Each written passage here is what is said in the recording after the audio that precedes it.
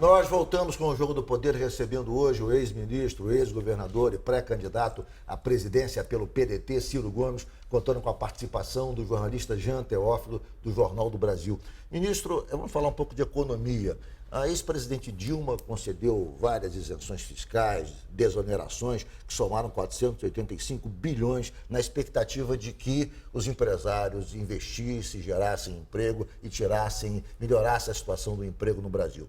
O presidente Temer fez a reforma trabalhista na expectativa de que também facilitasse as contratações, pelo menos essa era uma das alegações.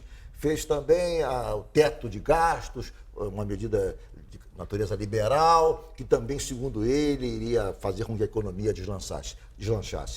Houve um pequeno crescimento do PIB de 1% em 2017, muito decorrente da agropecuária, que teve um peso preponderante. Somente. Mas o desemprego continua de maneira inaceitável, 12 milhões de desempregados no Brasil. Como é que se rompe isso, ministro? O Brasil, desde 1980, e eu estou procurando me refugiar nisso, não cresce. Porque nós temos aí um crescimento ridículo de 2% ao ano, só que é assim, cresce 5, cai 3, cresce 5, cai 3, de maneira que é estrutural o problema brasileiro e é de modelo econômico. E essas providências todas são mentirosas, elas atiram no lugar errado. E o capitalista médio brasileiro, especialmente esse um pouco mais ligado ao mundo financeiro, ele não aprendeu que o capitalismo moderno se afirma no consumo de massa. E o consumo de massa se afirma na renda. E nós estamos destruindo a renda do trabalho no Brasil. A informalidade está destruindo a renda pública. Pela primeira vez na história, mais da metade do Brasil trabalhador está na informalidade, correndo do rapa nas cidades, procurando levar algum para casa ainda honestamente, e estressando o sistema de saúde, estressando o sistema previdenciário sem contribuir. Porque nós introduzimos essas loucuras de introduzir insegurança jurídica e econômica no mundo do trabalho. O Brasil precisa discutir e acompanhar, é a hora, um novo projeto de desenvolvimento que tenha compromisso com a agenda popular, que é saúde pública, que é educação pública, se a gente depende de verdadeiras prioridades, é também na preocupação do povo corrupção e emprego. Para isso acontecer, a gente tem que dizer de onde vem o dinheiro. Portanto, nós temos que pôr em debate o conserto das contas do governo. E aí não tenha dúvida, Ricardo, nós temos um probleminha. O ano passado, 51,7% do orçamento é executado, ou seja, mais da metade do dinheiro que foi arrecadado do povo foi entregue a meia dúzia de brasileiros através de juros e rolagem de dívida.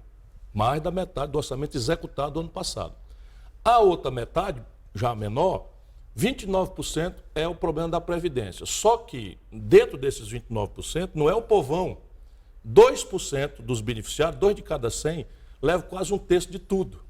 Justamente a turma rica, do andar de cima, das grandes corporações, do setor público. Do setor público. Que o que pesa na Previdência é o setor público. Vamos ter clareza. Juízes, políticos, Ministério Público, militares, em certo aspecto. Que é o setor público que pesa basicamente o setor público, não é o povão. Só para a gente ter clareza. Ou seja, sobra 21% de tudo que foi gasto para a agenda do povo. Saúde, educação, segurança. O Rio de Janeiro está simplesmente sem condição, obrigado pelo governo federal, de não renovar os quadros do serviço público por 20 anos. Ou seja, os policiais que são mortos, não podem ser com quem também está a minha solidariedade, né? Os policiais que se aposentam não vão ser repostos. E aí você vai resolver isso com uma presença do Exército. Isso é mentira, pura e simples enganação em cima de uma justa queixa do nosso povo. Ministro, vamos falar das reformas. O Brasil ficou durante um período, agora não, porque o presidente Temer já desistiu da reforma da Previdência, nessa discussão de que teríamos um governo reformista. O presidente Temer, não, eu vou ficar com popularidade em baixa, mas eu vou fazer um governo que vai entrar para a história como o governo das grandes reformas. Muito bem. Como é que o senhor se situa em relação às reformas? A questão da Previdência, que é uma questão... O governador Pezão esteve nesse programa, conversou com a gente, mostrou os números são insustentáveis da Previdência do Rio de Janeiro. Se gasta muito mais com os aposentados, com os inativos, do que com a folha dos servidores ativos. Ou seja, essa conta não fecha. Como é que se supera isso, não só na questão da Previdência, mas também com as outras reformas? A reforma, por exemplo, tributária, que é uma questão que não chegou ainda ao consenso. Cada estado entra em guerra com outro estado para atrair investimentos, faz concessões e tal. Então, como é que o senhor se situa diante dessas questões? O senhor também é um reformista, o senhor acha que é o momento de se mudar essas duas questões que são fundamentais para se rediscutir o Brasil? O Brasil precisa mudar, né? 64.700 homicídios impunes, 2% de crescimento médio ao ano durante décadas, com a população crescendo quase o mesmo tanto, 34.800.000 na informalidade, correndo, como eu disse, do rapa nas cidades, demonstra que o Brasil precisa mudar. E a hora de debater isso é agora.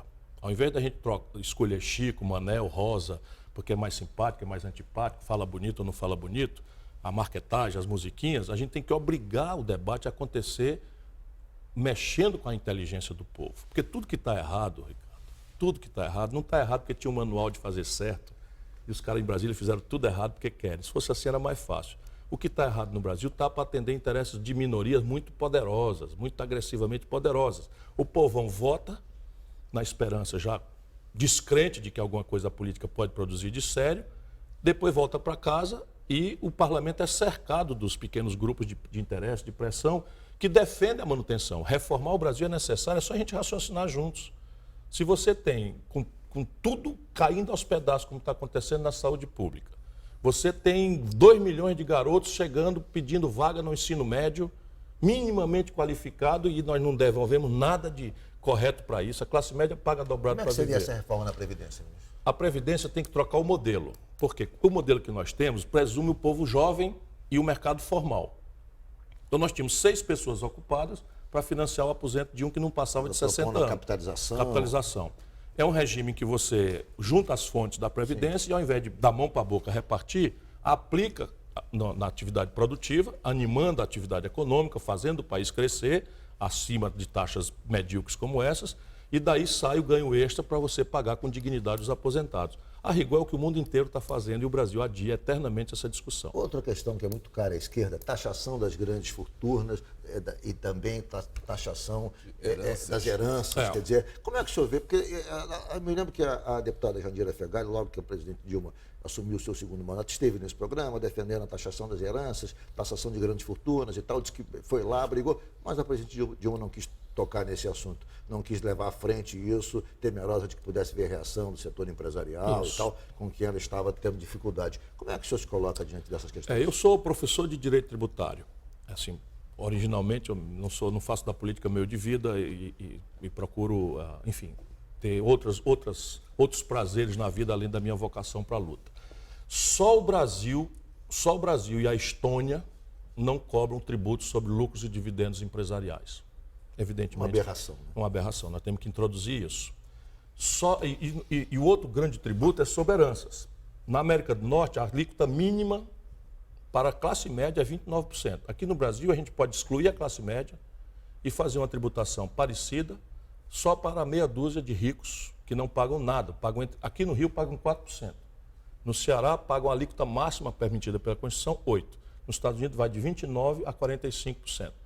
E aqui está o caminho por onde você pode distribuir renda. Não é sobre grandes fortunas, porque isso é um velho apelo da esquerda antiga, que não percebeu a mudança que o mundo experimentou. Hoje não existem mais grandes fortunas, como no passado se dizia, não, o doutor fulano de tal Hoje é tudo holding.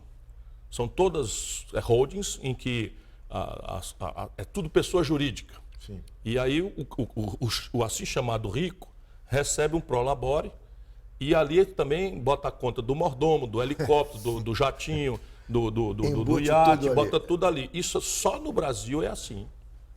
Então, lá nos Estados Unidos, por exemplo, o que se faz aqui de espetar na empresa contas particulares da cadeia.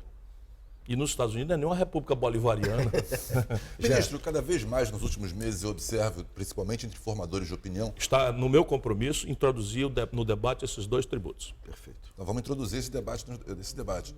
Eu ouço muito dos formadores de opinião, cada vez mais dos seus vídeos no Facebook, uma noção de que o senhor é um dos candidatos mais preparados para disputar a presidência da República. Por outro lado, as pessoas comentam que o seu discurso é muito sofisticado, talvez para a grande massa brasileira.